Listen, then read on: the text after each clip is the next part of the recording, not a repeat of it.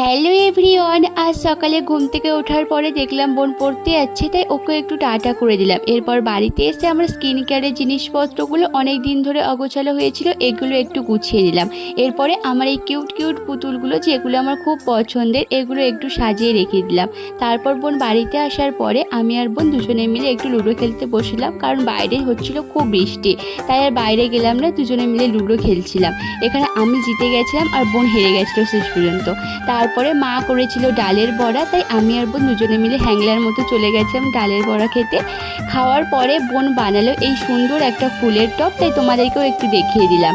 এরপরে একটু বাগানের দিকে হাঁটাহাঁটি করছিলাম, তখন দেখলাম দিদা এখানে মাছ ধরছিল খালে থেকে, আর আমি এখানে একটু বাগানটা ঘুরছিলাম। তারপরে বাড়িতে আসার পরে দেখলাম যে রাস্তা দিয়ে একটা বিছানা চাদরের দোকান যাচ্ছিল, এখানে সবাই মিলে বিছানা চাদর দেখা হচ্ছিল। এরপরে আমি আর বোন দুজনে মিলে কী করছিলাম সেটা আমরা নিজেরাও জানি না। তারপরে স্নান করে ভাত খেয়ে নিলাম, আর যখন ভাত খাচ্ছিলাম তখন এই বিড়ালটা এসেছিলো, তাই একেও একটু ভাত খেতে দিলাম। বাই।